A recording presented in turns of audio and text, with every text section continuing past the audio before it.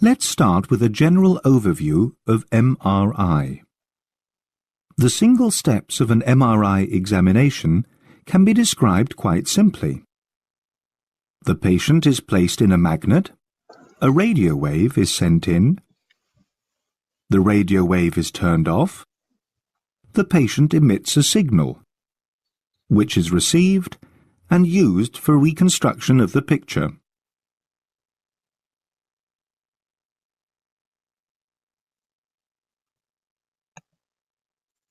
Let's take a look at these steps in detail.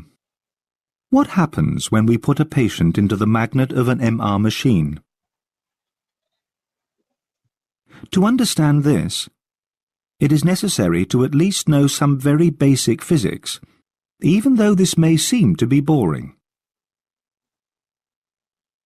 As we all know, atoms consist of a nucleus and a shell, which is made up of electrons. In the nucleus, besides other things, there are protons, little particles that have a positive electrical charge, whatever that may actually be. These protons are analogous to little planets. Like the Earth, they are constantly turning or spinning around an axis. Or, as one says, protons possess a spin. The positive electrical charge, being attached to the proton, naturally spins around with it. And what is a moving electrical charge? It is an electrical current. Now, you may remember from your physics at school that an electrical current causes a magnetic force, or magnetic field. So, where there is an electrical current, there is also a magnetic field. Thus, the proton has its own magnetic field and can be seen as a little bar magnet. Let's review what we have learned.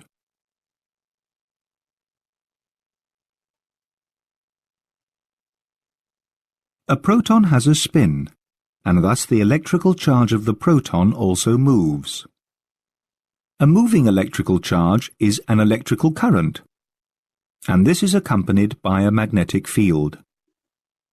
Thus, the proton has its own magnetic field, and it can be seen as a little bar magnet.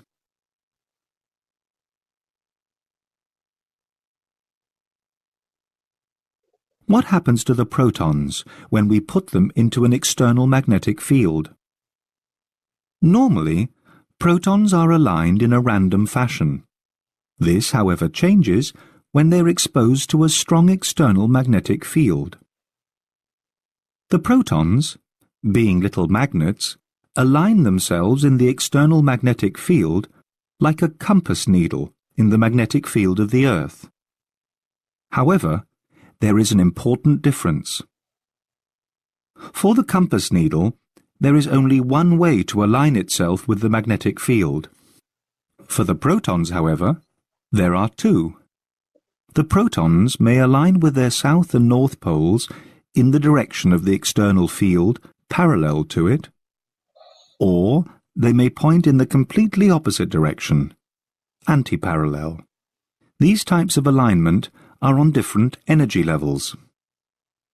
To explain this, a man can align himself parallel to the magnetic field of the Earth, in other words, walking on his feet. Or he can align himself antiparallel, in the opposite direction. Both states are on different energy levels.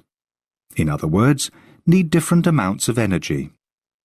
Walking on one's feet is undoubtedly less exhausting, takes less energy, than walking on one's hands. Naturally, the preferred state of alignment is the one that needs less energy.